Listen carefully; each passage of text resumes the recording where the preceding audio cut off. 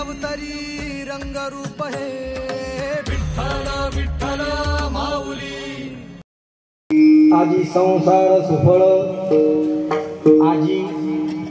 आजी संसार सुफळ झाला गे माये, देखिले पाय विठोबाचे तो मज व्हावा वेळोवेळी व्हावा पांडुरंग। बाप रखमा देवीवरून न विसंबे सर्वता, बाप रखमा देवीवरून न विसंबे सर्वता, निवृत्तीने तत्वता सांगितली तो मज व्हावा वेळोवेळी व्हावा पांडुरंग। पांडुरंगा करू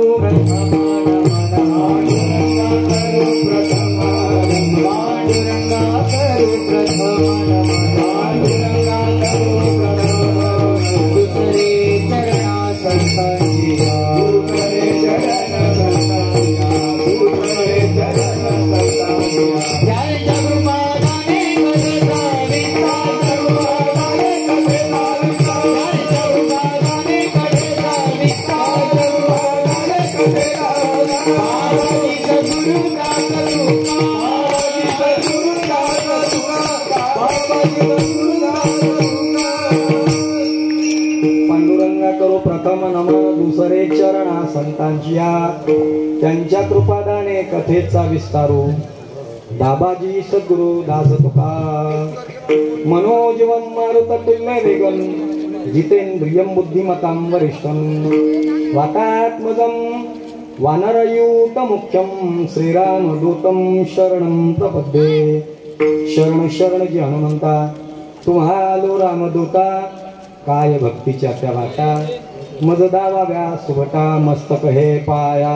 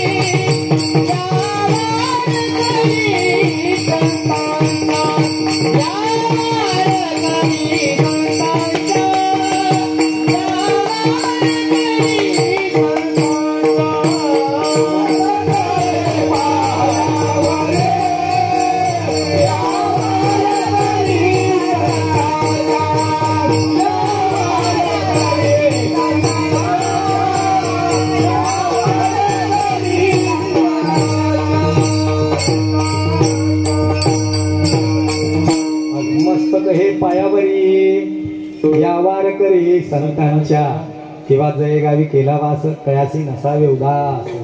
आता हृदय आपुले चौफाळून या भले, वरवै चौपावले श्री गुरूंची ते नमस्कारोनी आता। आजी संसार सुफळ झाला गे माये, देखिले पाय विठोबाचे तो मज व्हावा वेळोवेळी व्हावा पांडुरंग। विठाला विठाला विठाला विठाला प्रस्तुत प्रसंगी प्राप्त समय सेवेकरता निवडलेला भंग।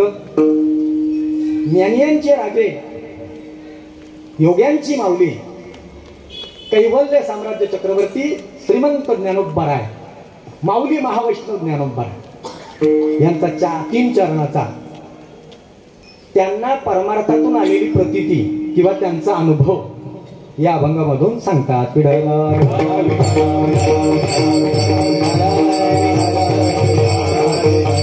अभंगाचा सर्वांच्या पाठ्यातला अभंग आहे। जवळजवळ मला तरी वाटतं अभंग अर्थासह सर्वांच्या पाठ असेल, अर्थासह सर्वांच्या पाठ असेल, म्हणजे तुम्ही याच्यावर सुंदर कीर्तन करू शकता माझ्याही पेक्षा। मग तुम्ही म्हणाल मग तुम्ही चांगलं कीर्तन करू शकता, मग मला काय नाही गुजगावणं म्हणून उभं केलंय, आपल्याला फक्त 1.5 तासामध्ये जे बोलता येईल ते बोलायचं आहे। विठाला विशेष जबाबदारी म्हणून आज उभं केलेलं आहे। आणि बघू आता इथून माता माऊल्या कसे आपल्यावर दृष्टिक्षेप टाकतात, कृपा कटाक्ष कसे टाकतात। इकडून तुम्ही प्रभू तुम्ही महिषाच्या मूर्ती तुमचा कृपा कटाक्ष कसे असेल काय तरी माझ्या कडा हा. किस्सा करायला पाहिजे. बस बस बस तर एवढं पाठ असं तर मी कीर्तनकार झालो नसतो का विठाला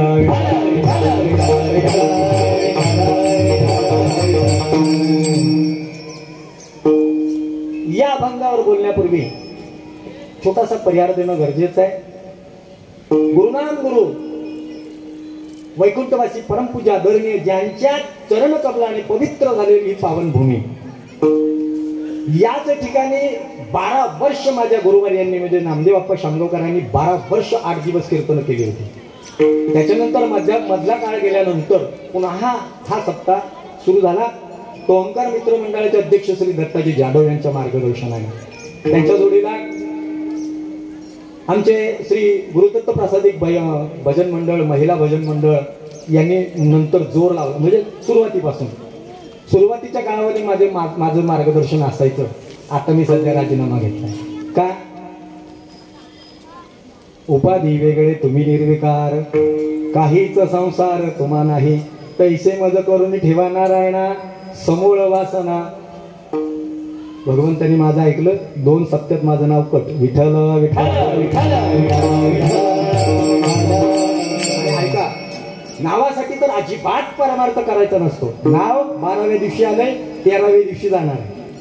नावाकडे जर बघून परमार्थ केला तर परमार्थ तुमचा कधीच कडवला जाणार नाही. असो.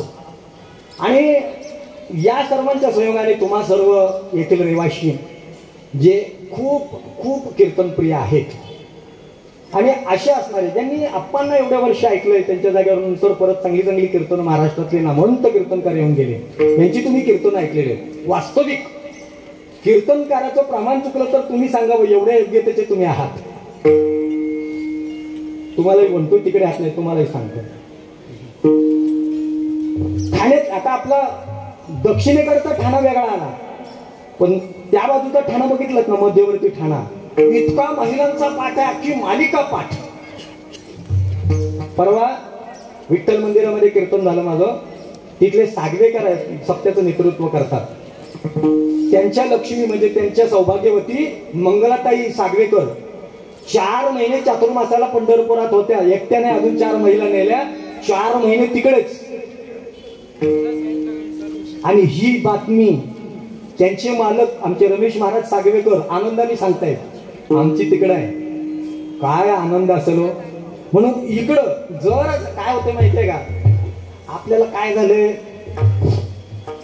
गावरान गाईचं तूप असतं ना, ते 1 नंबर चांगलं असतं तब्येतीला. म्हणजे मी खातोय असं नाही, गावरान गाईचं तूप खायला खूप चांगलं, पचायला थोडंसं जड असतं, पण तिच्या नादाला कोण लागत नाही. काय किंमत असेल 1000 रुपये किलो. 1 किलो आणलं, देशमुख महाराज किती दिवस चालत असेल 1 किलो तूप? तुम्ही काय एका दिवसात संपवणार नाही. 600 रुपयाचं एका दिवसात संपवा. 600 रुपये 400 रुपये 500 रुपये किलो असतं ना, ते उद्या येईल, ते एका दिवसात संपवाल. गाईचं तूप एका दिवसात संपणार नाही, पण त्याच्या नादाला कोण लागत नाही. आपल्याला कपडा ब्रँडेड लागतो, इलेक्ट्रॉनिक वस्तू ब्रँडेड लागतात, मोबाईल ब्रँडेड पाहिजे, कपडे ब्रँडेड, खाणं साध्या हॉटेलात नाही, एक तर स्वाद नाहीतर मग तिकडे मुलुंडला कीर्ती महाल. खायला ब्रँडेड पाहिजे, लिहायला ब्रँडेड पाहिजे, ऐकायला ब्रँडेड पाहिजे, बघायला ब्रँडेड पाहिजे. मग कीर्तन ब्रँडेड का नको? विठाला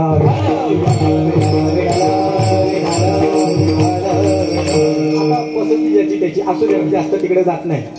आजची सेवा माझ्याकडे आली आणि ज्ञानोबारांचं मी अभंग सेवेकरता घेतलेलं आहे. अभंगात ज्ञानोबारे सांगतात, माझा संसार सुफळ झाला, माझा संसार सुफळ झाला, सुफळ झाला. आता हा अभंग मी घेतलाय खरा, ज्ञानोबारांचं म्हणणं याच्यात आहे काय, सरळ सरळ त्याचा अर्थ, आजी संसार सुफळ, आज माझा संसार सुफळ झाला. बरोबर आहे ना? संसार सुफळ झाला, संसार सुफळ झाला म्हणतात ज्ञानोबा. का हो? कालच्याच महाराजांनी सांगितलं, संसार कोणाचा चांगला झाला नाही, होत नाही आणि होणार नाही. कालचे महाराज म्हणाले ना, आणि प्रत्येक जण तसंच म्हणतो. मग ज्ञानोबा असं का म्हणाले हे आपल्याला बघायचं. एक तुम्हाला सांगू का, एक कोटी केली जाते. मी जरी कोट्याधीश नसलो तरी कोट्याधीश आहे. म्हणजे कोटी करता येते, पैशांनी कोट्याधीश नसेल तर कोटी करता येते, जुळवता येतं. जुळवणं म्हणजे कोटी करणं. काय माहितीये का, काही कीर्तनकार अभंग सोडतात, काही कीर्तनकार अभंग सोडतात, काही कीर्तनकार अभंग सोडवतात आणि काही कीर्तनकार अभंगातून आपली सोडवणूक करून घेतात. विठाला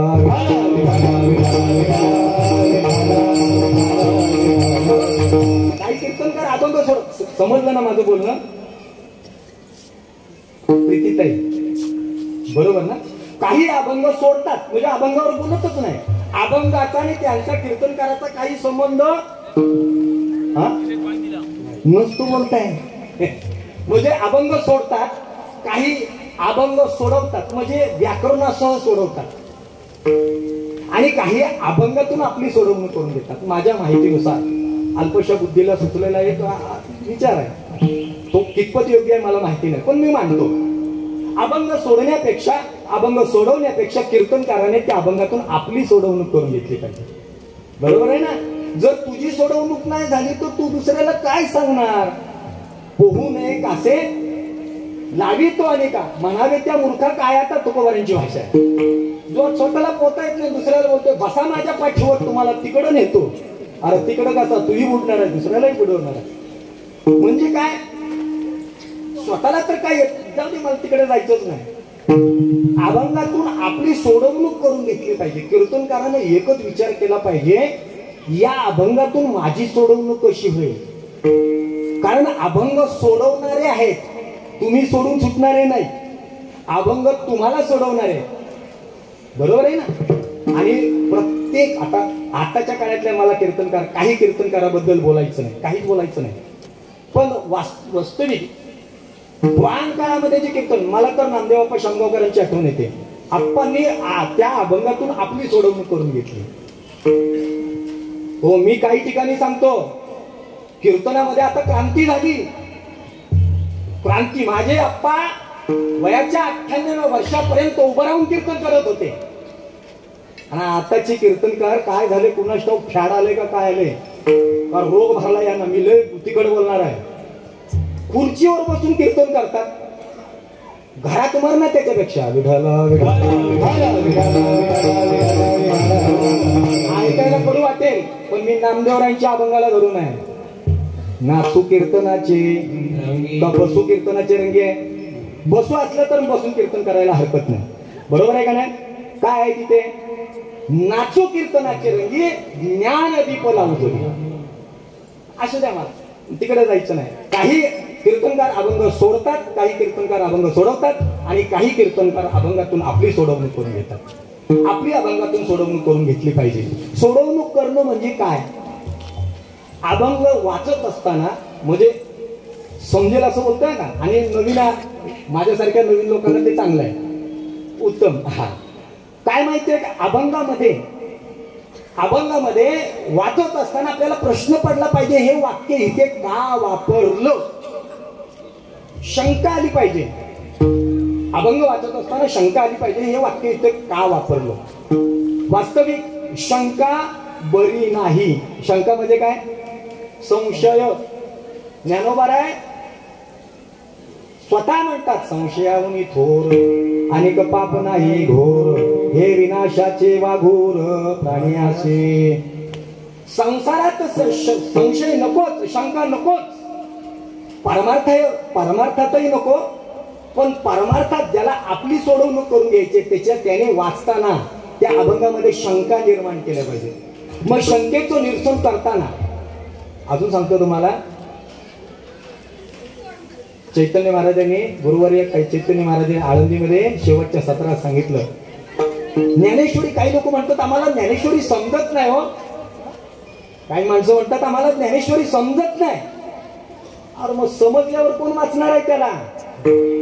ज्ञानेश्वरी एवढ्यासाठीच वाचायची असते की ती आम्हाला समजत नाही. समजली तर काय, अजून ज्ञानेश्वरी समजणारे जन्माला यायचे, म्हणणारे आम्हाला समजले. मग काय करायचं, नाही वाचता आलं. आणि शिक्षण, अजून एक वाक्य त्यांचंच आहे की शिक्षण आणि ज्ञानेश्वरी वाचन याचा काही मात्र संबंध नाही. शिक्षण आणि ज्ञानेश्वरी याचा काही तुम्ही शिकलेला नसाल तरी चालेल, तुम्ही फक्त ज्ञानेश्वरी उघडायची, पारायणाला बसायचं, ज्ञानेश्वरीवरून बोट फिरवायचं आहे.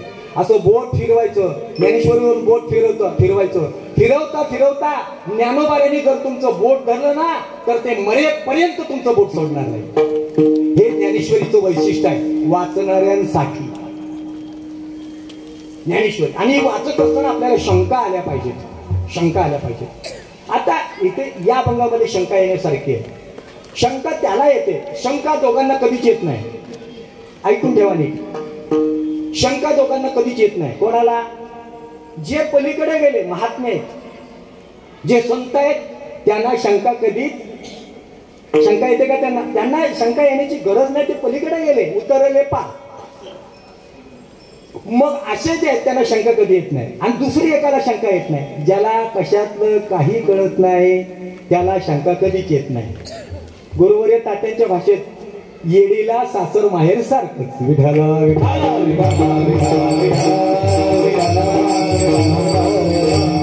तुका म्हणे ऐशी बुद्धी ज्याची जड त्या भूमी दगड बरे देवा. दगडांना शंका कधीच येत नाही. आणि पलीकडे गेलेले आहेत, या परमार्थाच्या पलीकडे ज्याची दृष्टी गेली, जे विदेहमुक्त आहे, जीवनमुक्त आहेत, त्यांना शंका येत नाही. मग शंका कोणाला येते? शंका कोणाला येते? ज्याला थोडंसं कळलंय, ज्याला थोडंसं कळायचं आहे, ज्याला थोडंसं कळलंय आणि ज्याला थोडंसं कळायचं आहे त्यांना शंका येते. बरोबर आहे का नाही? आता आपल्याला, तुम्ही कीर्तनाला आलात म्हणजे थोडंसं कळलंय, मी कीर्तन सेवा करतोय म्हणजे मला थोडंसं कळलंय. मग मला आणि तुम्हाला काहीतरी कळायचं थोडंसं शिल्लक आहे. मग असल्या लोकांना ही शंका आली पाहिजे. ज्याला थोडंसं कळलंय, थोडंसं कळायचं आहे, त्यांना शंका येते. मग आता तुम्हालाही शंका आहे, मलाही शंका आहे. कालच्या कीर्तनकारांनी सांगितलं, परत मी उच्चारतो, कालच्या कीर्तनकारांनी सांगितलं, संसार कोणाचा चांगला झाला नाही, होत नाही आणि होणारही नाही. उदाहरणं भरपूर आहेत ना. दुःख बांधवडी आहे हा संसार, विचार नाही कोठे, दुःखाचा विचार नाही कोठे,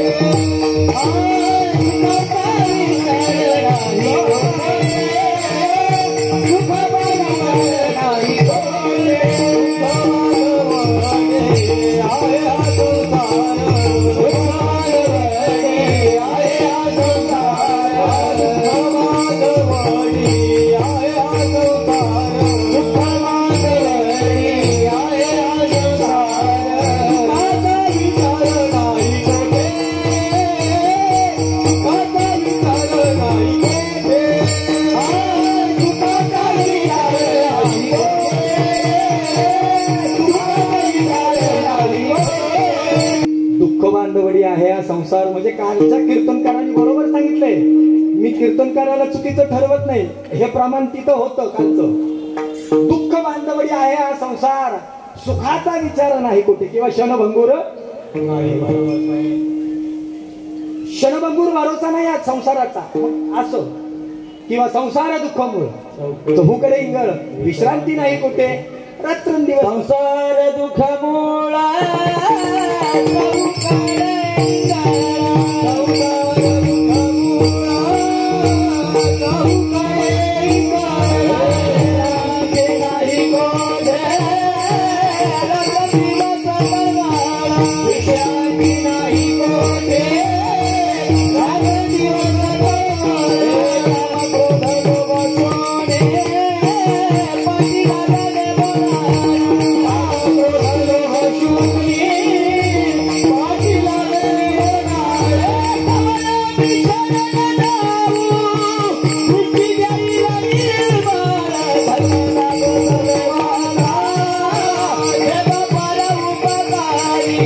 संसार दुःखमूळ म्हणजे असे असताना हे आपल्याला शंका घेणं उचितच आहे. आपण ज्ञानोबाऱ्यांची चूक काढतोय असं नाही का? तुम्ही म्हणाल बुवा झाला कालचा आला नाही तर लागला ज्ञानोबाऱ्यांच्या चुका काढायला. नाही, मी ज्ञानोबाऱ्यांच्या अभंगाची एक व्यवस्थित तुमच्या समोर मांडणी करतोय. आणि त्याच्यासाठी ती मांडणी करत असताना त्याला पोषक अशी उदाहरणं द्यायचे. वास्तविक कीर्तनकाराचं कारण काय असतो माहितीये का? अभंग छोटासा असतो आणि त्याचा विस्तार करताना काय करायचं माहितीये का? त्याच्या दृष्टांच्या सिद्धांताच्या सिद्धीसाठी दृष्टांत वापरायचे. ते काखेतले नसावे आणि ते संसारातले नसावे. ज्ञानोबारांची पाहिजे. एक तुम्हाला सांगू का, ज्ञानोबारांचं एक प्रमाण आहे. तपे विन दैवत, दिदल्या विन प्राप्त, पूजे विन हित कोण सांगे, कोण सांगे, कोण सांगे, पूजे विन हित कोण सांगे. ज्ञानोबाराय सांगतात, मी सांगे. ज्ञानदेव म्हणे नाही, ज्ञानदेव सांगे दृष्टांताची मात. दृष्टांत मी देतो, ज्ञानोबाराय सांगतात. ज्ञानदेव सांगे दृष्टांताची मात. साधूचे संगती करू नका. क्षमा मागून सांगतो, जरा आगाऊपणा ठरेल. कीर्तनाचा जर अभ्यास करायचा असेल ना, तर आपल्यापेक्षा ज्येष्ठ श्रेष्ठ एखाद्या चांगल्या महात्म्याच्या हाताखाली काही दिवस घालून आणि मग कीर्तन केली तर जरा चांगली जातात. म्हणजे क्षमा मागून बोलतोय. आता हे थोडंसं असं वेगळं वेगळ्याचं मत म्हणा तरी चालेल. साधूचे संगती तरुणोपाय. बरं, दुसरं एक सांगतो. दृष्टांत हवे तेवढे आहेत ज्ञानेश्वरी. बगळेतले काखेतले काढून दृष्टांत मांडायची गरज पडत नाही. मग आता हा अभंग जो आपण सेवेला घेतलेला आहे तो ज्ञानोबारांचा. आपण त्यांच्या चुका काढत नाही, पण ज्ञानोबारांच्या अभंगाची सिद्धी दृष्टांत असं देण्यासाठी आपल्याला हा प्रश्न पडलेला आहे. तुम्हाला पण प्रश्न पडलाय, मला प्रश्न पडलाय. मग हा प्रश्नाचं उत्तर आपल्याला आता काय झालं माहितीये का, विचारसागर झाला, ब्रह्मसूत्र झालं, किंवा अनेक जी वेदांताची ग्रंथ आहेत. वास्तविक आपण वेदांताला लय घाबरतो. इंग्रजीपेक्षा सोपं आहे. संस्कृत आहे ना, इंग्रजीपेक्षा सोपं आहे. फक्त काय होतं माहितीये का, जरा आपल्याला थोडस बाजूला यावं लागतं. थोडस बाजूला आलं नका, बरोबर लक्षात राहतं. वेदांतातली दृष्टांत आहेत, वेदांतातले जेवढे ग्रंथ आहेत, वेदांताची सिद्धांत मांडणारे, तो सर्व संवाद आहे. ज्ञानेश्वरी संवाद आहे. श्रीमद भगवद्गीता संवाद आहे श्रीकृष्ण अर्जुनाचा. मग संवाद आहे. संवादामध्ये काय असतं, आता विचारसागर वाचताना काय आलं आपलं बुवा, पूर्व पक्षी आणि उत्तर पक्ष. दोन पक्ष. आपल्याला दोनच पक्ष माहिती, काँग्रेस शिवसेना. नाही तर त्याच्यातून वाचला तर पितृपक्ष आहे का नाही, कृष्ण पक्ष, वद्य पक्ष. प्रश्न विचारणारा पूर्व पक्षी, प्रश्न विचारणारे पूर्व पक्षी आणि उत्तर देणारे उत्तर पक्षी आहेत. उत्तर देणारे आता पूर्व पक्षी कोण, तुम्ही, आपण. मी तुमच्यातर्फे ज्ञानोबारांना प्रश्न विचारणार आणि ज्ञानोबाराय त्याच्यावर उत्तर देणार, असं आपण कल्पना ठरवायची. गंमत सांगतो तुम्हाला, असा प्रश्न उत्तराचा खेळ जर आपण ज्ञानेश्वरी वाचताना एकांतात केली ना, गाथा वाचताना, ज्ञानोबाराय आजही ज्ञानोबाराय तुकोबाराय आपल्या बरोबर अभंगातून ओव्यातून बोलतातच.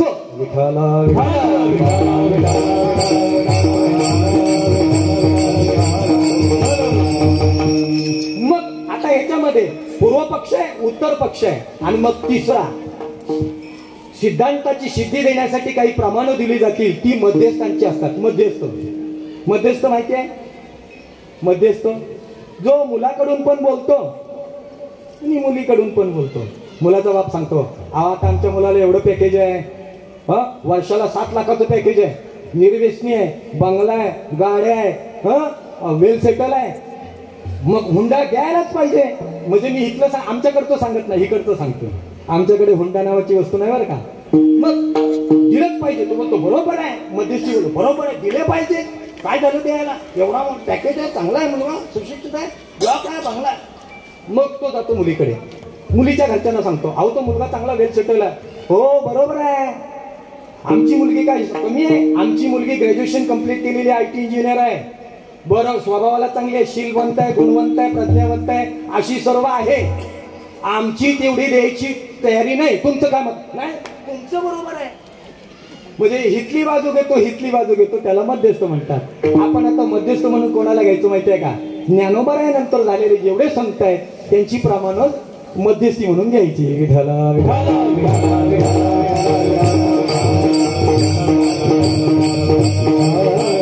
नाही तर तुम्ही जाल मध्यस्थीकडे. मध्यस्थी नेला हो, लग्न लावलं का त्याचा संबंधच नसतो. जाऊ द्या म्हणून आपण तिकडे जायचं.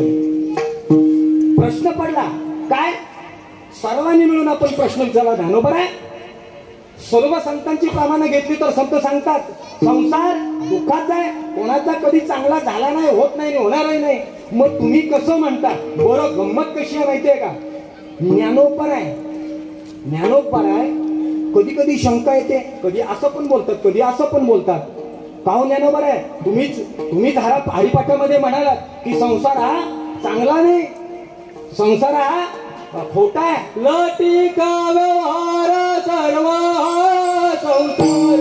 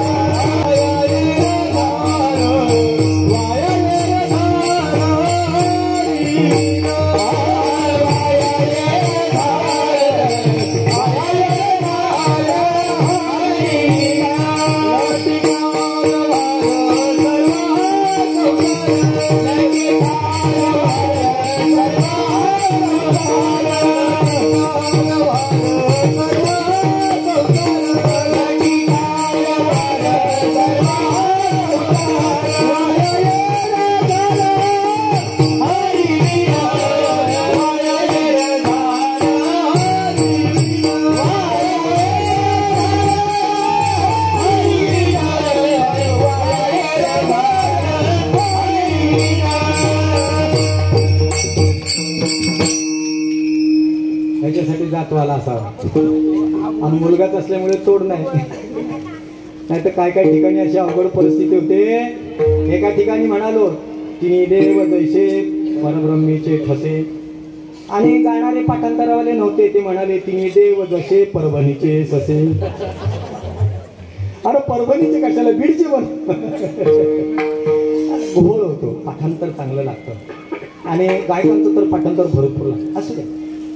ज्ञानोबा आहे का हो, आजच्या अभंगामध्ये तुम्ही असं म्हणतात आजी संसार सुफळ झाला गे माये, आणि हरिपाठामध्ये तुम्हीच म्हणतात लटिका व्यवहार सर्व संसार वाया येणार हरिबीण. मग हे खरं मानायचं का हे खरं मानायचं? ते म्हणा आला शाना तुका ज्ञानोबाऱ्यांच्या चुका काढतोय. मी अजून सांगतोय, मला जे सांगायचं आहे त्या मुद्द्यापर्यंत नेण्यासाठी मी मांडतोय तुमच्यासमोर. मग असं का कधी कधी काय होतं माहिती आहे का, कधी कधी दुरुप आपलं काय त्याला वदतो व्याघ्यातो दोष हा, असं धर्मशास्त्रामध्ये दोष सांगितलेले आहे की आपल्याच बोलण्याने आपल्याच मताचं खंडन करायचं. कधी कधी कीर्तनकाराच्याच बोलण्यामधून सुरुवातीला एक मुद्दा मांडला जातो आणि शेवटी एक मुद्दा मांडला जातो, म्हणजे आपल्याच बोलण्याने आपल्याच मताचं खंडन. कारण कीर्तनकार एका मतावर नसतो, आपल्याच बोलण्याने आपल्याच बोलण्याचं खंडन करायचं. म्हणजे इथे काय ज्ञानोबा म्हणतात आजी संसार सुफळ झाला गे माय, आणि दुसरीकडे म्हणतात लटिका व्यवहार सर्व संसार, म्हणजे त्यांच्याच बोलण्याने त्यांच्याच बोलण्याचं खंडन. त्याच्यासाठी एक सुभाषित आलं, यावत जीवन महम मौनी ब्रह्मचारीचे मे पिता माता महम वंदे वंदे वंदेव पुत्रहीनस्य पितामहा. हा एक सुभाषित आलं, इतकं विचित्र सुभाषित आहे ना, म्हणजे याला वदतो व्याघ्यातो दोष हा म्हणून असं धर्मशास्त्रात जे आलं त्याची पुष्टी देणारा हा श्लोक आहे. तो काय म्हणतो, मी आजीवन मौन बाळगलेला आहे. कोण बोलतोय? बोलणारा बोलतोय मी आजीवन मौन बाळ. अरे मौन बाळगलं मग बोलतो कसा? यावत जीवन महम मौनी, मी आजीवन मौनी आहे, मग बोलला कसा? बर. त्याच्यानंतर बोलतो ब्रह्मचारीचे मे पिता, माझा बाप ब्रह्मचारी होता, माझी आई वंध्या होती म्हणजे वांग होती, आणि माझा आजोबा त्याला मूल झालंच नाही. मग तू झाला कुठून? व्हॉट्सअपवर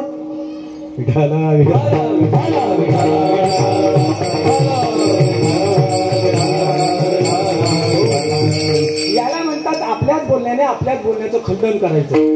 आम्हाला प्रश्न पडला, ज्ञानोबा आहे तुम्ही असं म्हणतात की आजी संसार सुफळ झाला की माये, आणि इकडे तर म्हणतात की लटिका व्यवहार सर्व संसार. ज्ञानोबा आहे ना, मी प्रश्न मिळाला माऊली आमचं समाधान होत नाही, कारण तुम्ही दोन्ही बाजूने बोलताय, काय तुमचं मत काय? त्यावेळेला ज्ञानोबा बोलायला लागले. कारण कसं असतं माहितीये का, कोर्टामध्ये आता मी काय वकील नाही आहे, 5वी पास, पण ज्ञानोबाऱ्यांची कृपा आहे, माझ्या आप्पांची कृपा आहे म्हणून मी बोलतोय. काय होतं माहितीये का, कोर्टामध्ये प्रश्न विचारले जातात, प्रश्नाला उत्तर दिलं जातं आणि उत्तराला परत प्रश्न असतो, उत्तरामध्ये प्रश्न असतो आणि प्रश्नामध्ये परत उत्तर असतं. आता हा प्रश्न आपण ज्ञानोबाऱ्यांना विचारला, माऊली तुम्ही हे म्हणता का, हे कर का हे कर? त्यावेळेला माऊलीने आपल्याला प्रश्न विचारला, आपल्याला तुम्हाला मला सर्वांना सांगा तुमच्या लेखी संसार म्हणजे काय? तुमच्या लेखी संसाराची व्याख्या काय? संसार म्हणजे काय? काय हो संसार म्हणजे काय? काय? घर बांधलं, लग्न केलं, 2 मुलं झाली, गाडी घेतली, शेती केली, संसार? ज्ञानोबा म्हणतात ते संसार नाही, तो संसार नाही. आपल्याला की हा संसार आहे. मग संसार म्हणजे काय? आपल्याला प्रश्न विचारला. मग माझ्यासारखे उभे राहिले, माऊली हा आम्ही पण कीर्तन करतोय, म्हणजे माऊली समोर बोलायचं नाही, पण जरा सापलं इकडे थोडस या बाजूला. आम्ही पण चातुर्मास ऐकलाय, विचारसागर वाचतोय, आम्ही नारद भक्ती सुद्धा वाचतोय, अमृतानुभव वाचतोय, हे सर्व वाचतोय आम्ही. माऊली आम्हाला माहिती आहे संसाराची व्याख्या काय माहिती आहे का? संसाराची व्याख्या धर्मशास्त्रात अशी आलेली आहे, संसरती इति संसार हा, म्हणजे जिथं सतत बदलतंय, जे सतत बदलतंय, जे सतत परिवर्तित होतंय, जे सतत काहीतरी काय त्याच्यामध्ये घटना वेगळ्या वेगळ्या घडत राहत आहे, त्याचं नाव संसार. जे बदलतंय, काय बोललो मी? जे बदलतंय, जे परिवर्तित होतंय, त्याला संसार म्हणतात. बरं अजूनही सांगतो की ही सुद्धा व्याख्या कमी पडली, ही व्याख्या सुद्धा कमी आहे. अजून दुसरी एक व्याख्या आहे, विठाला विठाला व्याख्या अशी धर्मशास्त्रात आली, संप्रेरित प्रसारेण सार यदि इति संसार हा. म्हणजे काय? तुम्ही अगोदरच्या श्लोकात सांगितलं, अगोदरच्या तुकड्यात सांगितलं की जो बदलतो तो संसार, जो परिवर्तित होतो तो संसार.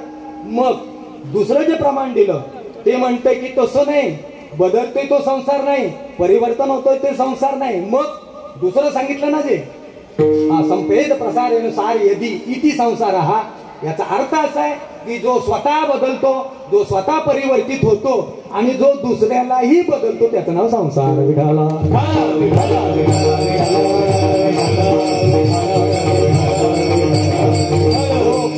तो बदलतो आणि आपल्यालाही बदलायला लावतो. मला सांगा, 2 वर्षापूर्वी हे होतं, 10 वर्षापूर्वी ते होतं, 10 वर्षापूर्वी ते मंदिर होतं नाही, 2 वर्षापूर्वी हे नव्हतं, 10 वर्षापूर्वी ते नव्हतं. जाऊ द्या, ते जाऊ द्या. एक माणूस आहे ना, एक माणूस बदलायला लावतं, त्याचं नाव संसार. जे सतत परिवर्तित होतं त्याचं नाव संसार. एक माणूस आरशाच्या दुकानात गेला, आरसा मराठीत त्याला मिरर म्हणतात, बरोबर ना? आरशाच्या दुकानात गेला, म्हणाला एक सुंदर आरसा दाखव. त्याने आरसा दाखवला 5 रुपयाचा. त्याने बघितला, मला हा नको, चांगला दाखव. त्याने 100 रुपयाला दाखवला, चांगला नाही, बदली कर, चांगला दाखव, चांगला दाखव. शेवटची टॉप क्वालिटी, भारीतला भारी आरसा दाखवला 5000 किमतीचा. त्याने तो आरसा बघितला, बोला हा पण नको, बरोबर नाही. दुकानवाला भडकला, तो म्हणतो काय? अरे भारीतला भारी आरसा दाखवला तुला, हा आरसा श्रीमंतातले श्रीमंत माणसं येतात आणि सर्वात उत्कृष्ट दर्जाचा आरसा आहे हा, आणि तरी तू म्हणतोस अरे माझ्या वस्तूमध्ये खोट काय ती सांग ना, तुला घ्यायचं नाही तर तसं सांग, पण ही वस्तू चांगली नाही म्हणून बोलू नकोस. म्हणतो नाही, ऐका म्हणाला, ऐका, मी 24 वर्षाचा असताना जसा दिसत होतो तसा या आरशात दिसत नाही. होता कोण? माझ्यासारखा डागरा, 62 वर्षाचा. मला सांगा, माझं सांगायलाच नको, माझे केस संजय दत्त सारखे होते म्हणून आमची मागे लागली. विठाला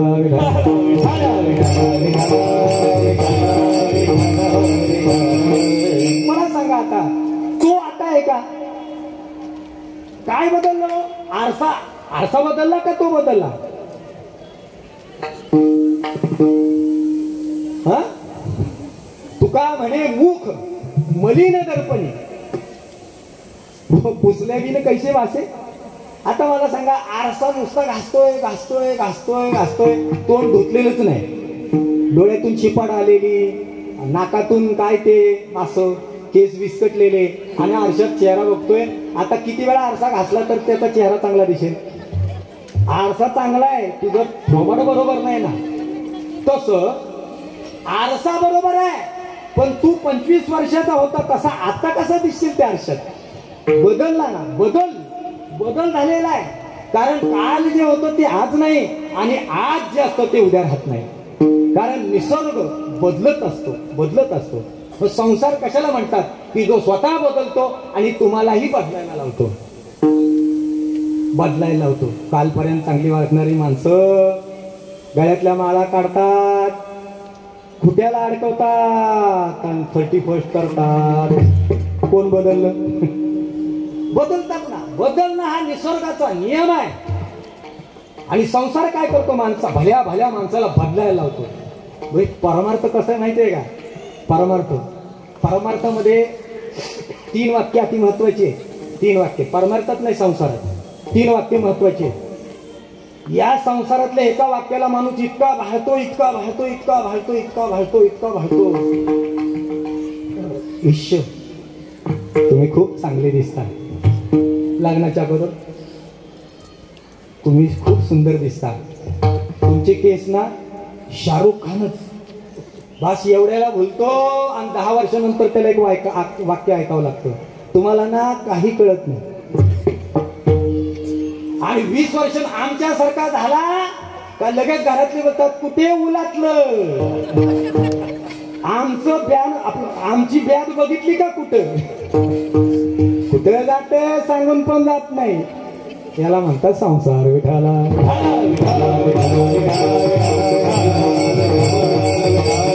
काल जी चांगली बोलत असतात ती आज चांगलं बोलत नाही. आज जी चांगली बोलत असतात ती उद्या चांगली बोलत नाही. लोक तैसा ओक धरिता धरभेना. म्हणून बदलत असतो. याला संसार आम्हाला माहिती आहे ना, याला संसार म्हणतात. आणखीन 3 पद्धतीचा संसार आहे. 2 पद्धतीचा संसार आहे. एक व्यष्टी संसार, एक समष्टी संसार. व्यष्टी प्रपंच, एक समष्टी प्रपंच.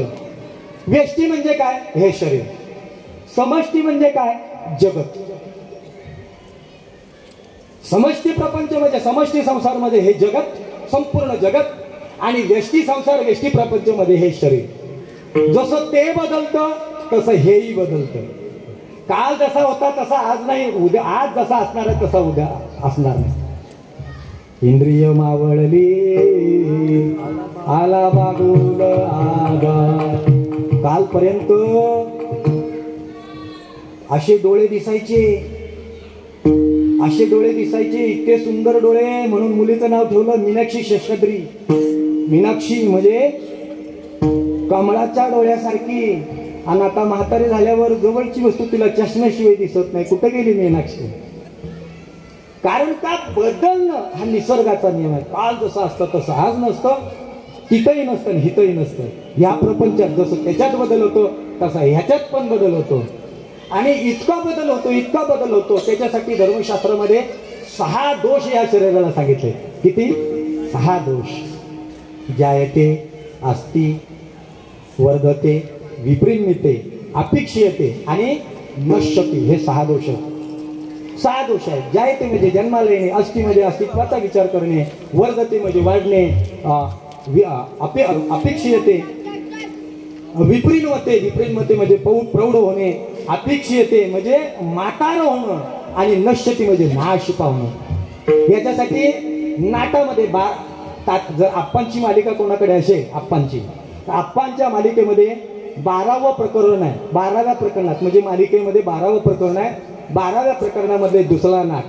कर्म 84 फेरा विविध कर्म 84 फेरा कर्म 84 फेरा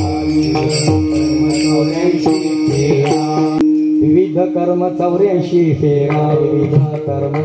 अभंगाची सुरुवात अशी: अल्पभाव अल्पमती, अल्पायुष्य नाही हाती. हा असा हा नाटाचा अभंग आहे. परवाचे महाराज म्हणाले नाटांच्या कोण नाट लागलं म्हणून नाटाच्या कोण नारा लागत नाही. पण नाट जर पाठ झाले ना, पाहिजे तेवढं भांडवल कीर्तन इकडं तिकडं जाणारच नाही. असे हे दोष या संसारामध्ये आहेत. कोणाला? या व्यष्टी संसाराला असे दोष आहेत. माऊली आम्हाला हे माहिती आहे. माऊली म्हणाले एवढंच माहिती आहे का? हो, हा एवढंच. आता आमची माऊलीच्या पुढे काय बुद्धी चालणार आहे? माऊली इथपर्यंत आमचं संपलं. आता तुमचं सांगा. तुम्ही म्हणाले समष्टी व्यष्टी संसार, यालाही मी संसार मानत नाही. मग संसार म्हणजे काय? आगा उपजणे आणि निमणे, हे 7 जो म्हणे उपजणे आणि निमणे. जन्माला येणं आणि मरण याला मी संसार म्हणतो. किती वेळा जन्म, किती वेळा किती वेळा जन्म यावे, किती वेळा जन्म यावे,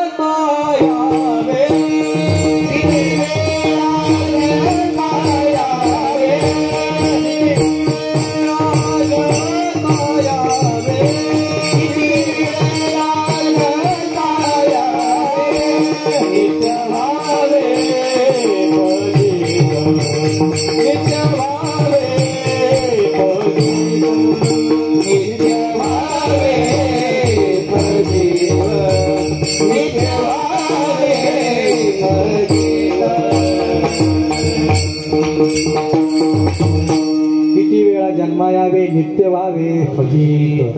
आणखी एक उदाहरण सांगतो या संसाराचं. हा संसार आहे ना, माणसाला स्थिर बसू देत नाही, माणसाला स्थिर बसू देत नाही. जन्माला मुलं आलं ना, आता काय झालंय, पूर्वी 7 वर्षाचं असल्यानंतर शाळेत टाकलं जायचं, आता काय 3ऱ्या वर्षापासून शाळेला. मग आता त्याला वाटतं 3 वर्षाचं झालं, कुठेतरी आराम करावा का, लगेच मम्मी पापा बोलते चल शाळेत गेला. शाळेत 10वी झाली, त्याला वाटतं आता संपलं, आता आराम करू, बोलते कॉलेज. उठलं तिथून परत कॉलेजला गेलं. 12वी झाली, त्याला वाटलं आता संपलं, नाही पुढे डिग्री डिप्लोमा. लागलं परत. 15वी झाली, कशी कशी डिग्री डिप्लोमा हातात आल्यानंतर तो म्हणतो आता आराम करायला. नाही आता नाही, आता बघायची कोण, नोकरी. हा बरं, नोकरी अगोदर नोकरी बघू, आता नोकरी बघायची. आणि नोकरी बघितल्यानंतर त्याला वाटलं सुटलो, आता बसू म्हणून बसू वाटतं. घरचे म्हणतात आता नाही, आता नाही, आता काय करायचं, तिकडची बघायची ना तर हिकडची बघायची, कोकणातली असली तरी चालेल पण तुझं उरकून घेऊ. मला सांगा, त्याला स्थिर बसू देतो का संसार? त्याला स्थिर बसू देत नाही. राहो दे स्थिर एका ठाई निश्चय, राहो दे स्थिर पळभरी निश्चय.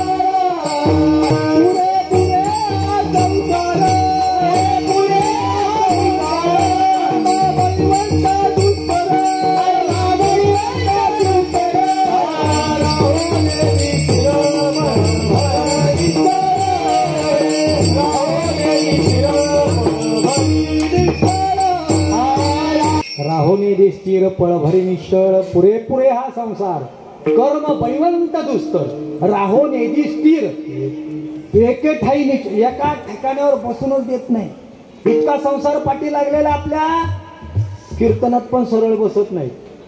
एक बाई कीर्तनात बसली होती आणि सारखी इकडे तिकडे बघायचं. आता लक्ष कसं होतं, जरा इकडे. आता मला काही वाटत नाही, आम्ही भारुडातले आहेत, आम्हाला किती गोंधळ घाला, गोंधळातलाच जन्म आमचा.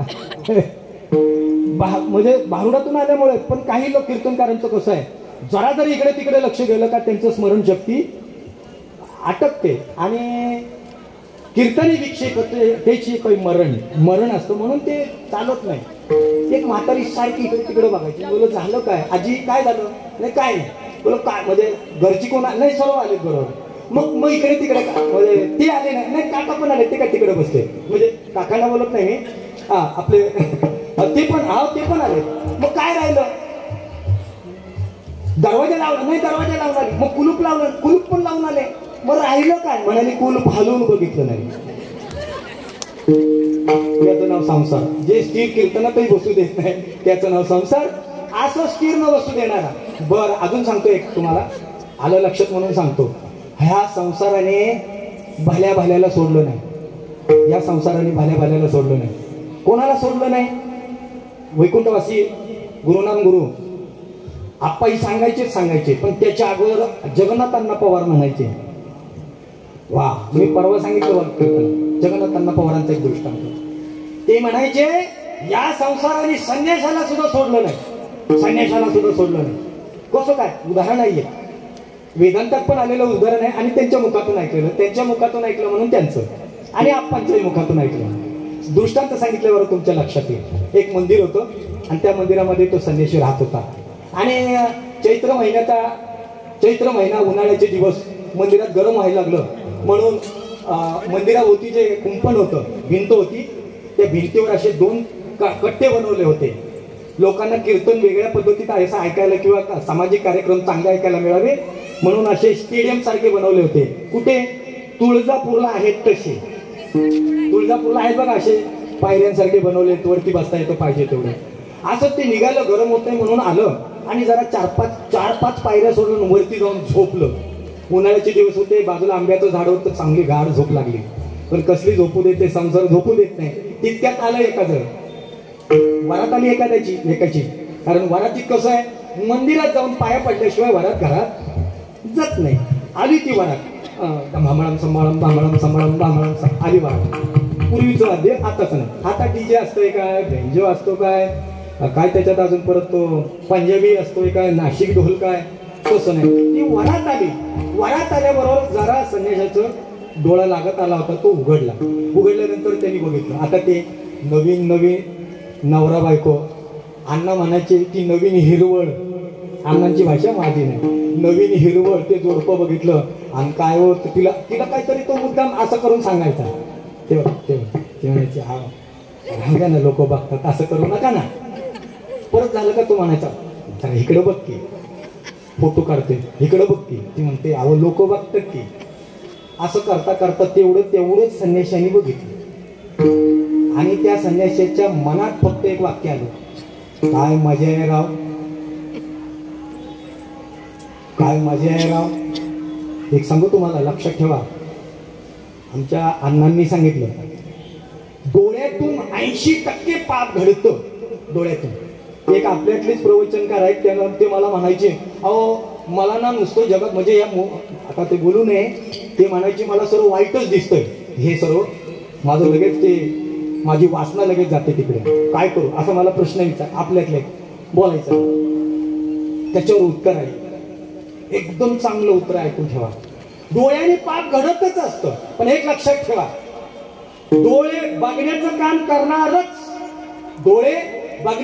करणारच, पण फक्त एक काम करा, डोळ्यांनी बघायची दिसणारच. मग ते सौंदर्य दिसेल, वाईटही दिसेल, चांगलंही दिसेल, फक्त एवढं करा, बघा, अडकून राहू नका. बघायला लगेच दृष्टी दुसरीकडे. हा जर का ते बघताना तुम्ही निरखून बघितलं, पाप भोकांडी बसलं. विठाला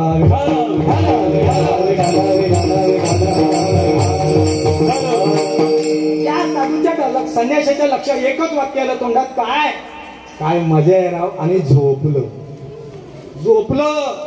आणि त्या वाक्याने घोळ केला. काय ज्ञानोबा सांगतात, जागता जवासी जे ध्यानी भावी जे डोळा लागत खेळ देखील तेच स्वप्न. आणि जे जागताना आपण बघतो तेच रात्री स्वप्नात येतो. त्याच्या लगेच स्वप्न पडलं तर पडलं, नुसतं पडलं नाही. संन्याशी असून त्याचं लग्न झालं त्याचं. आता स्वप्नात लग्न लागायला वेळ लागत नाही. अजून पुढे जाऊन सांगू का? जरा गुदगुल्या करणारा एक प्रश्न आहे. पुरुषांना माझा प्रश्न आहे, स्वप्न बघतो, स्वप्नात म्हणजे तुमच्याकडे बघत नाही, इकडे बघतो. परत घरी गेल्यावर विचारू नका त्यांना. स्वप्न जे पडतं आपल्याला, खरं सांगावं, स्वप्नात सख्खी आपली बायको कधी येते का? येते ती आपली असते काय?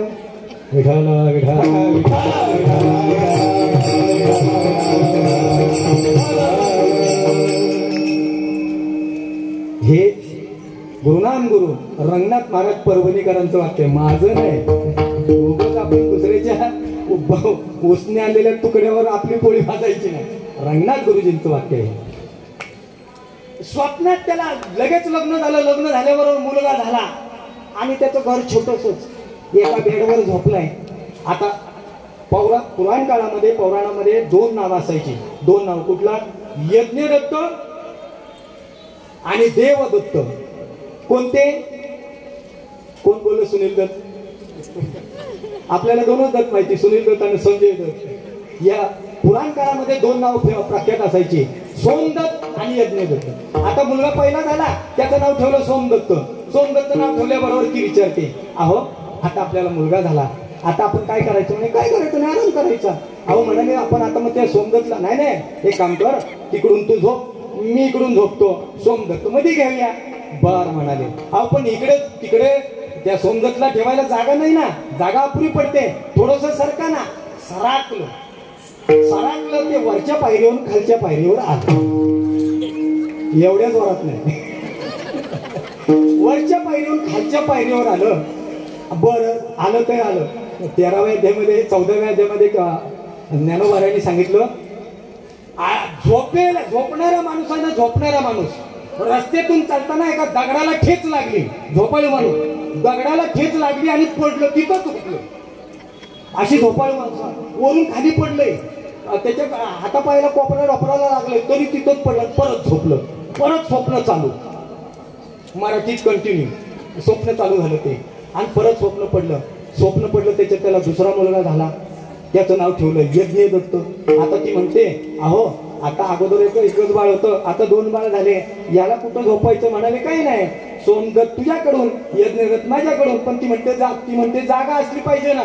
मग सरका तिकडं. परत सरकलं, वरून खाली आलं आणि खुब्यात मोडलं. कुठे? खुब्यात मोडले. खुब्यात उठवना, इकडं तिकडं बघतय. कोणी बघितलं? पडलेला माणूस काय बघतोय? मला कोणी बघितलं का? आणि नंतर असा खुबा धरत आला. आणि तो संन्याशी म्हणतो, लग्न झालं नाही, स्वप्नातल्या बायकोनी जर खुबा मोडला, पुढचं बोलू का? अहो स्वप्नातली बायको खुबा मोडते, पण जिवंत असलेली बायको म्हणजे जागृतीतली बायको खुबा मोडत नाही. पण खुबा मोडेपर्यंत घाम काढून घेते. अनुभव आहे विठ्ठल.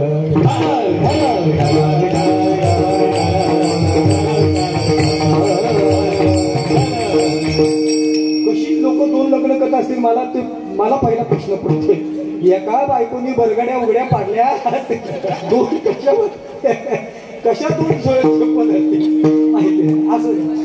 असा हा संसार. ज्ञानोबारायने प्रश्न विचारला. ज्ञानोबारायने म्हणाले, स्वप्न म्हणजे संसार म्हणजे काय? तुमच्या लेखी संसार म्हणजे काय? समष्टी वेष्टी नाही. आमच्या लेखी संसार जन्माला येणारी मरण हा संसार आहे. आणि तो संसार आमचा सफळ झाला. ऐकायचं असेल तर ऐका. ज्ञानोबाराय सांगतात, हे माझं पदरच नाही. ज्ञानोबाराय सुरुवातीला पहिल्या अध्यायामध्ये म्हणतात, व्यासांचा मागोवा घे, भाष्यकारा ते वाट पुसतो. मी जे सांगतोय ते माझं सांगत नाही. बर काय ज्ञानोबारायांचं वैभव? एरवी तरी मी मूर्खू असे म्हणणारे. आणि आम्हाला थोडं कीर्तन यायला लागलो तर आमचा कीर्तनकार वाकडा होतो असा. आम्हाला कोण बघतोय का? लोकांना वाटतंय मी उघड बोलतो. दत्त जयंतीचा कार्यक्रम होता लक्ष्मण पाटलांचा. आणि तिथे ते हरिभक्ती परायण मोठ्या कीर्तनकार अश्विनीताई म्हात्रे आलेल्या. मी कीर्तनकार, घ्या माझं कार्ड. मी कीर्तनकार, घ्या माझं कार्ड. अरे ठेव, ज्याला गरज आहे ते घेईल. तू परिचित, तू काय देते तोंडाला? असं द्या. मला सांगा, ज्ञानोबारे म्हणतात, एरवी तरी मी मूर्खू, जरी झाला अविवेकू, परी संत कृपा दीपको स्वजोड असेल. भगवंताची कृपा, ज्ञानोबाऱ्याची कृपा म्हणून तुम्ही कीर्तनकार आहे. तुम्हाला काय येतंय पदार्थ? तुमच्याजवळ काय ज्ञानोबारायांनी तर तुम्हाला काही शिल्लकच ठेवलेलं नाही बोलायला. जो तुम्ही दृष्टांत देईल तो ज्ञानेश्वरीतलाच असेल. तो मी कुठलाही दृष्टांत द्या, तो ज्ञानेश्वरीतलाच असेल. फक्त तुम्ही तिथपर्यंत गेलेला नसाल. असो. ज्ञानोबाराय म्हणाले, मी माझा दृष्टांत देत नाही. दृष्टांत कोणाचा आहे? जगद्गुरु शंकराचार्य म्हणतायत, पुनरूपी जननम पुनरूपी मरणम पुनरूपी जननी जठरे शयनम या संसारे खलुदुस्तारे पाहे मुरारे भज गोविंदम भज गोविंदम भज गोविंदम मुडमते. शंकराचार्य म्हणतात, आद्यगुरु शंकराचार्य म्हणतात, पुनरूपी जननम पुनरूपी मरणम. किती वेळा जन्मा यावे नित्य भावे. मग या संसाराला आम्ही संसार म्हणतो. आणि तो संसार माझा आज परिपूर्ण झाला. मी जन्म मरणाच्या पलीकडे गेलो. कोणामुळे गेलो? देखिले पाय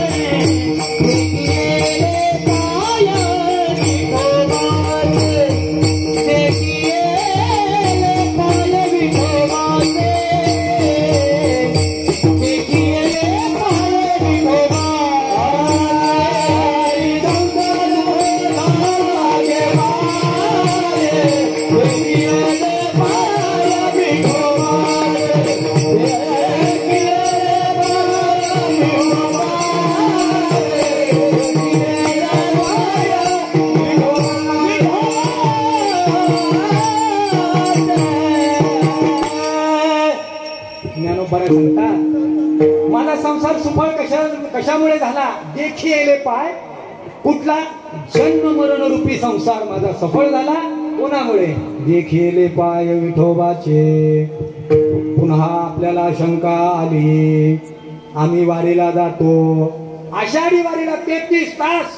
मी शेवटचं दर्शन 33 तास दर्शनात रांगेत उभं राहून घेतलेलं आहे. त्याच्यानंतर बोललो पांडुरंगा आता बाज झालं. काही लोक मुखदर्शन आहे, चरण दर्शनच घेणार. 2-2 दिवस लाईनीत उभे राहतात आणि चरण दर्शन घेतात. जिथे जिथे कीर्तनाला जातो बहुतांशी पांडुरंगाची मंदिरं असतात. आपण तिथे दर्शन घेतो पांडुरंगाचं. घेतो का नाही? घेतो का नाही? मग पांडुरंगाचे पाय आपण बघितलेत का नाही? बघितले ना.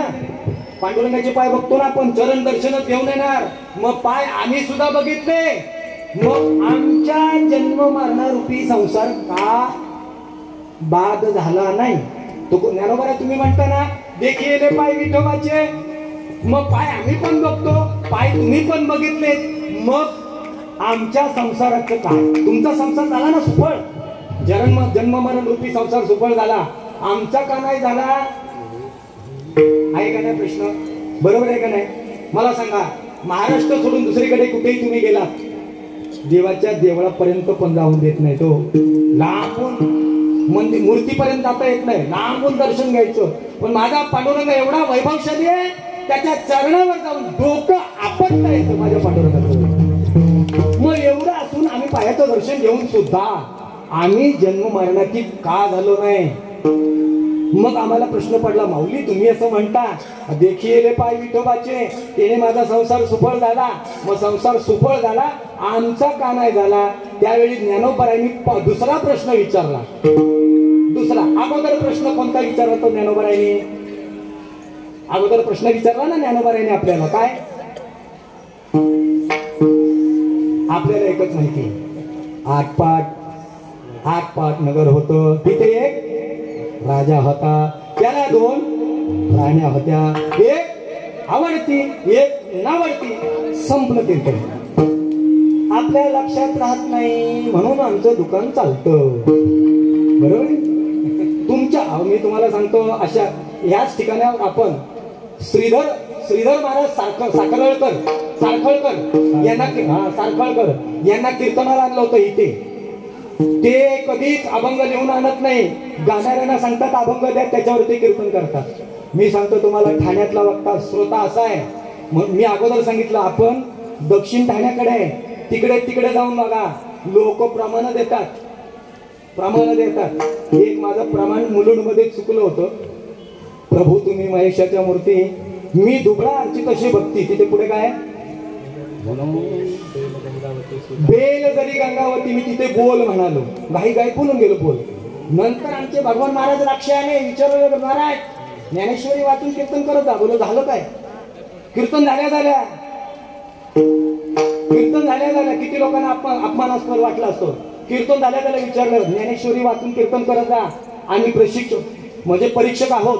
बोलो बाबा झालं काय? तिथं बघा बेल आहे का बोल आहे ते. बोलत चालेल. तिथून घरी गेलो, ज्ञानेश्वरी उघडूनच बघितली. राग आला नाही, पण त्या रागात मी अभ्यास केला ना.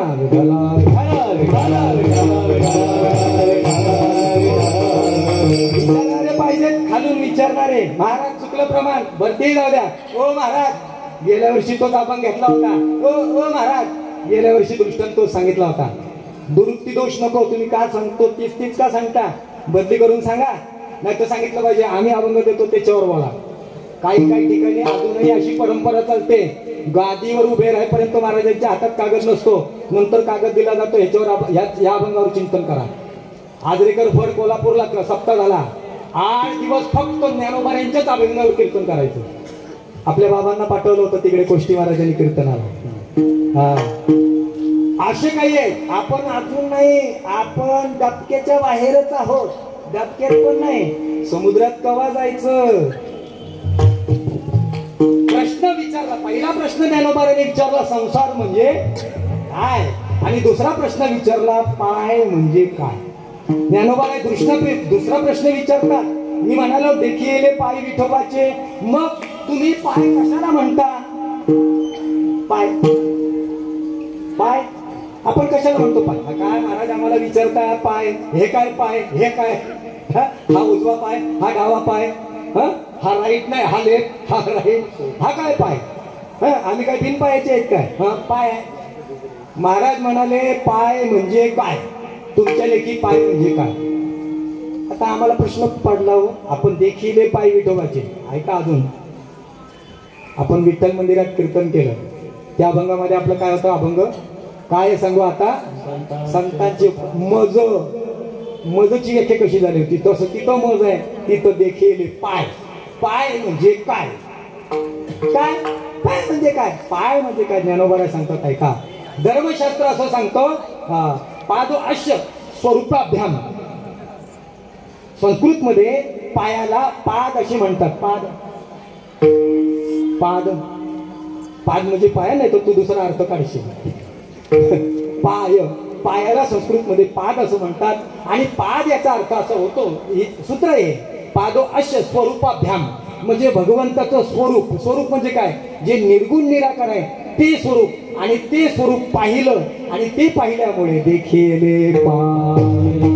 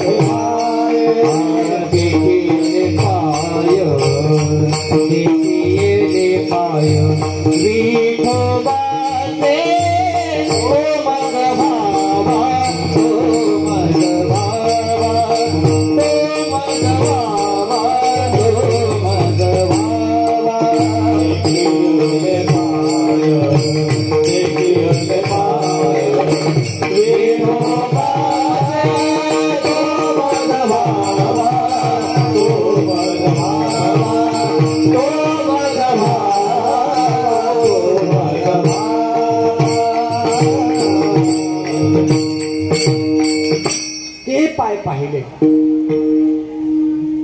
11व्या अध्यायामध्ये भगवंताने अर्जुनाला विराट रूप दर्शन दाखवलं. आणि ते दाखवून झाल्यानंतर अर्जुन म्हणतोय देवा देवा, अरे मला हे रूप नको, ते रूप बघायचंय. कोणतं? ज्या रूपासाठी सर्व देव व्याकुळ झाले, योगी मुनी साधू संत व्याकुळ झाले, ते रूप दाखव. मग देव म्हणतात इदम सुदूरदर्शम इदम रूपम दृष्टवानसी मम देवा अपश्य रूपश्य नित्यम दर्शन कांक्षिणः. देवापासून सर्व ज्या रूपाची अपेक्षा करतात, साधू संत ज्या रूपाची अपेक्षा करतात, आता मी ते तुला रूप दाखवतो. आणि ते रूप म्हणजे काय? देवाचं स्वरूप. पाय मी सांगतो बघा, संत कधीही अर्थ अक्षर एवढंच असतं, पण त्याचा अर्थ गगना एवढा असतो. गगना एवढा अर्थ असतो त्याचा. फक्त आपण त्या अर्थापर्यंत पोहोचत नाही. आपण फक्त काय करतो? वाच्यार्थापुरतं लक्ष, वाच्यार्थापुरतं वाक्य घेतो, लक्षार्थापर्यंत जात नाही. आता वाच्यार्थ लक्षार्थ काय सांगायचा? एक आई आपल्या मुलीला घरातून बाहेर जाताना सांगितलं, दीपिका, तुझंच नाव घेतो आता, दीपिका चुलीवर दूध ठेवलंय, मांजर येईल दूध पिईल, बघत बस. आई बाहेर निघून गेली. थोड्या वेळाने परत आली. थोड्या वेळाने परत आली तर पातेल्यात दूध नव्हतं. पातेल्यात दूध नव्हतं, त्याच्यावर आई ओळखली, दीपिका दूध काय झालं? म्हणजे काय नाही, मांजर आली पिऊन गेले. मग तुला मी सांगितलेलं ना, मांजर येईल दूध पिईल, बघत बस. मग म्हणाले मी तेच केलं. मांजर आली दूध पियला, मी बघत बसली. बघत बस म्हणजे काय? मांजर आली तर तिला मार, असा त्याचा अर्थ होतो. आपण काय करतो? वाक्यार्थ घेतो, लक्षार्थ घेत नाही. कारण मार बघा, सर्व संतांनी भगवंताचं वर्णन करताना चित्ती तुझे पाय डोळा रूपाचे ध्यान, किंवा समचरण दृष्टी तेथे माझी, कुठे? चरणावर, तेथे माझे हरी. दिली आता पायी मिठी, जगत जेठी म्हणजे स्वरूपाला मिठी दिलेली आहे. चरणाला काय मिठी देतात? चरणाला मिठी दिली ना, ती मिठी कधीतरी सैल पडते. आणि वास्तविक माणसाला हा प्रश्न पडला पाहिजे. ज्ञानोबा काय सांगतात, कोण मी आहे हा करावा विचार, कोण मी आहे हा करावा विचार, कोण मी आहे हा करावा विचार, कोण मी आहे हा करावा विचार.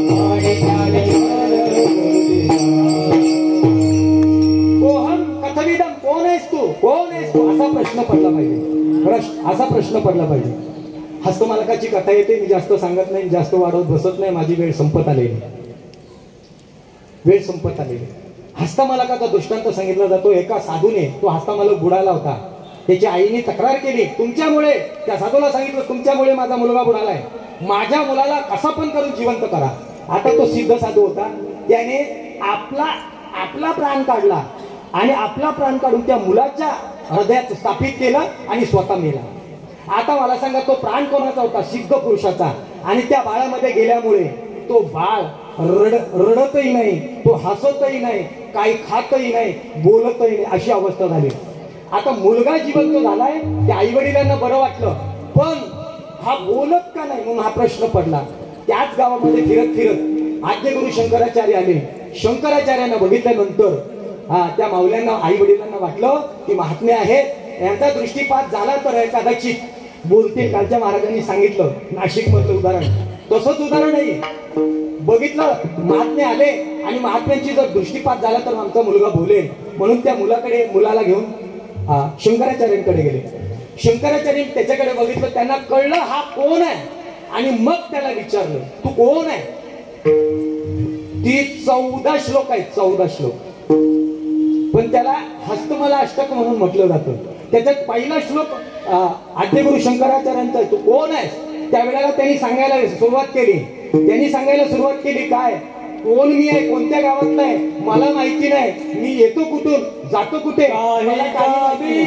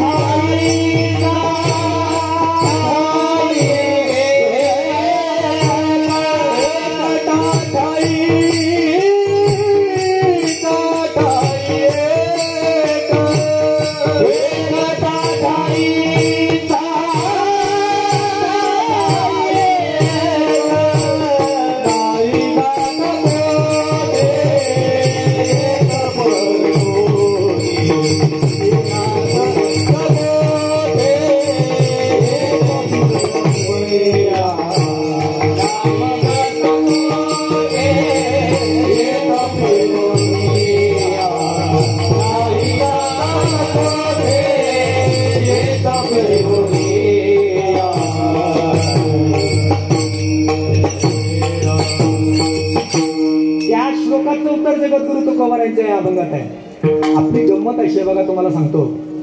भागवत, श्रीमद ज्ञानेश्वरी म्हणजे श्रीमद एकनाथी भागवत, श्रीमद भागवत, ज्ञानेश्वरी, श्रीमद भगवत गीता, या सर्व श्लोकांचाच अर्थ म्हणजे तुकोबारांची गाथा आहे. फक्त आम्ही ती आणि हे वाचत नाही. जुळवणी केली ना का त्याचाच अर्थ इकडे आहे. या त्या हस्तमलाष्टकाचा अर्थ या अभंगात आहे. सर्व जे उत्तर त्याने दिलं त्याच उत्तर जगद्गुरु तुकोबारा या 5 चरणाच्या अभंगात देतात.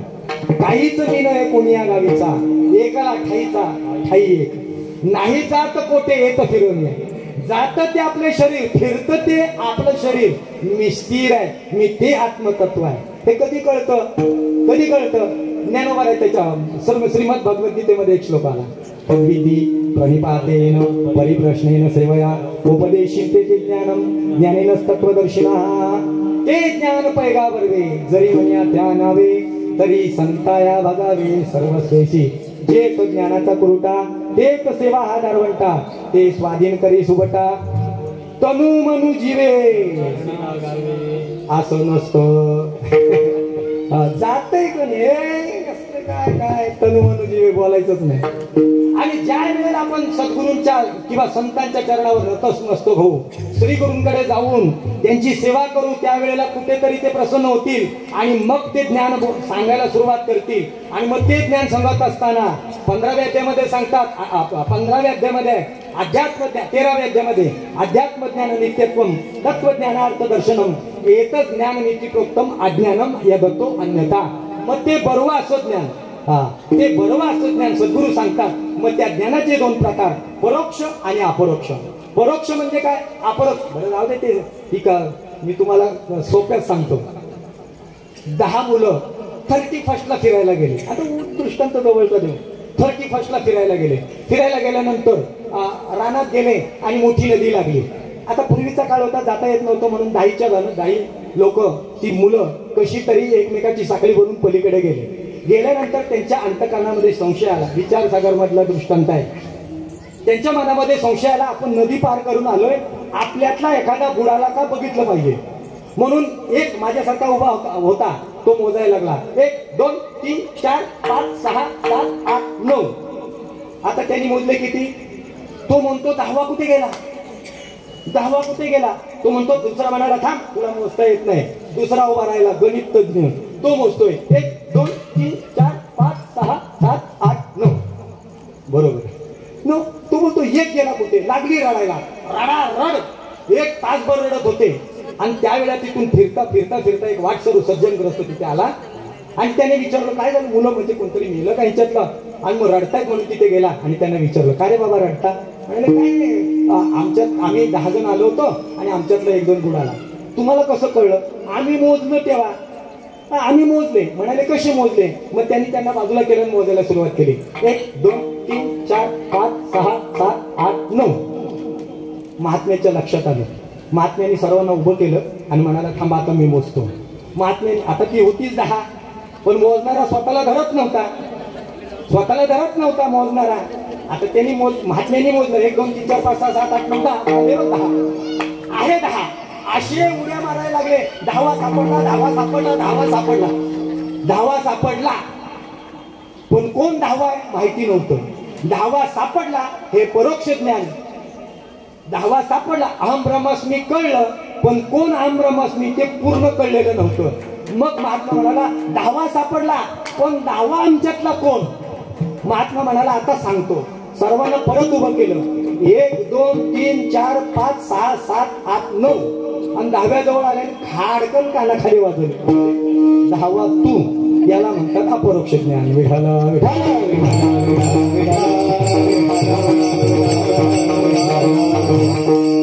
प्रत्यक्षात ज्याची अनुभूती येते.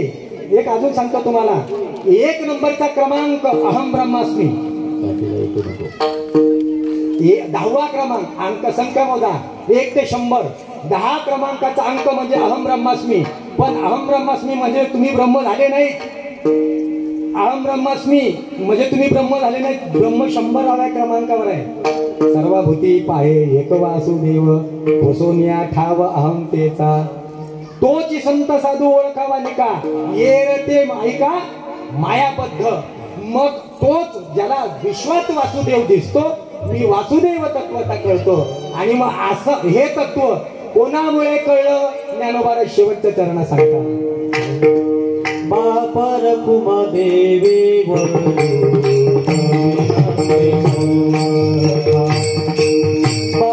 कुमा देवी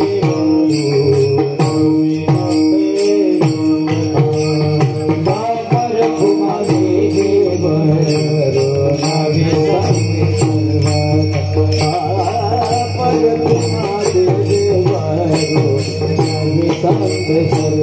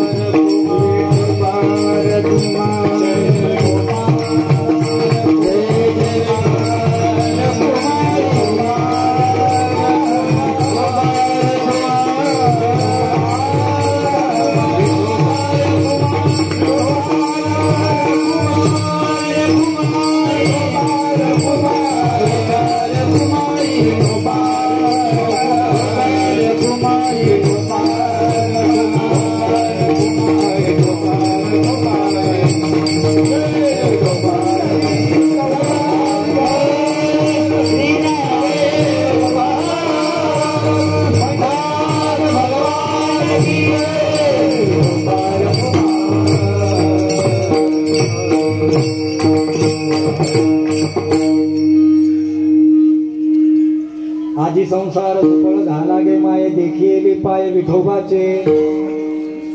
आत्ताशी आपण 2 चरणात आलोय आणि मला वाटतं अजून तासभर चिंतन करायला हरकत नाही.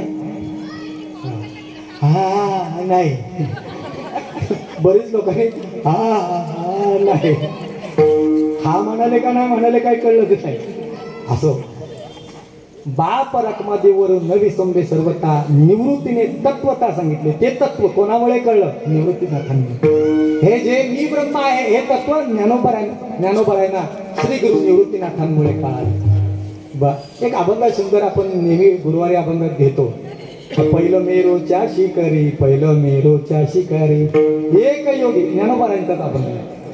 अनुहात ध्वनीनाथ तो पावला परमप्रद तो पावला परमानंद हा परमपद उन्मदित तुर्या विनोदे छंद छंदे डुलत तेने तेजिएली माया कंटिएली कंठा काया मन गेले से विलया ब्रह्मानंद माघारी.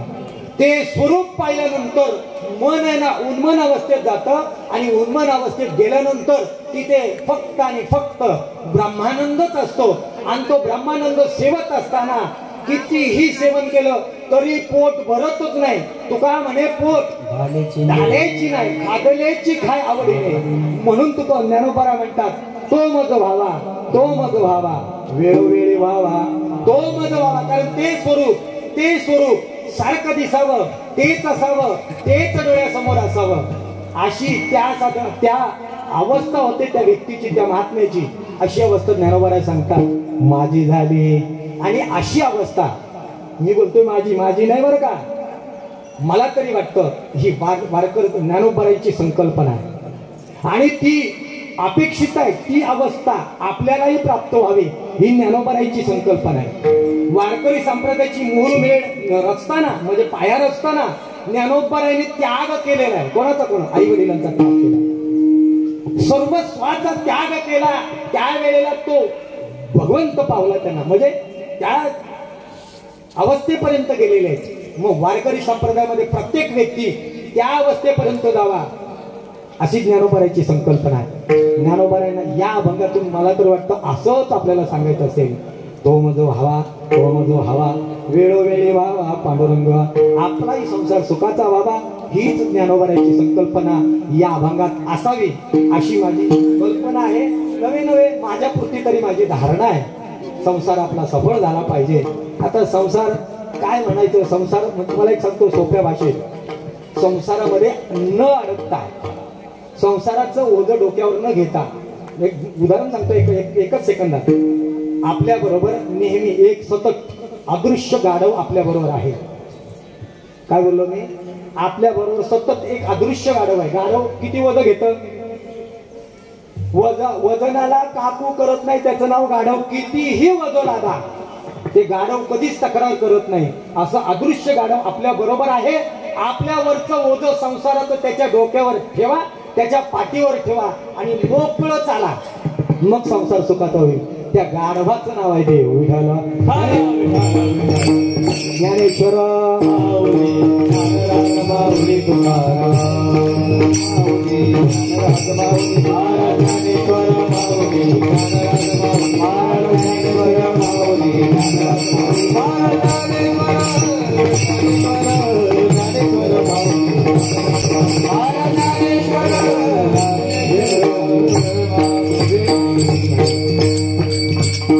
आज परम श्रद्धेय प्रांत स्मरणीय वैकुंठवासी हरिभक्तीपारायण शामगाव शामगावकर. शामगावमध्ये आता भव्य दिव्य सप्ताह चालू आहे ना, तिथे पण आहेत दणका आहे, 2 कीर्तन आहेत दिवसाला आणि महाराष्ट्रातले मोठ्यातले मोठे वक्ते तिथे आहेत. काय त्यांच्या पुण्यतिथीचा कार्यक्रम चालला असेल कल्पना करा. इतका आनंद उत्सव तिथे असेल. तोच आनंद उत्सव थोड्याशा प्रमाणात आपल्या इथे होतोय. ही झालेली सेवा जी आहे ना, ती माझी सेवा नाही, ती माझ्या आप्पांची माझ्या गुरुवर्यांची सेवा आहे. माझे गुरुवर्य हरिभक्तीपरायण शीतळे बाबा यांची आहे. आणि जे चांगलं होतं ते ज्ञानोबारायांचं ज्ञानोबारायांनी कृपा कटाक्ष आपल्यावर टाकला, माझ्यावर, आणि त्यामुळे बोलण्याचा अल्पसा प्रयत्न केला. किती योग्य किती अयोग्य मला माहिती नाही. करविली तैशी वाकुडे का ने देवलाने, हो की मौना तुमचे केले हे धरपा कीर्तन सिद्धी केले. एक माझे उरले पाईक पण म्हणजे मी आपणचा सेवक म्हणून इथे उभा आहे. झालेली तेव्हा सेवा त्यांच्या चरणी अर्पण, सेवेला पूर्ण विराम. विठ्ठल जय जय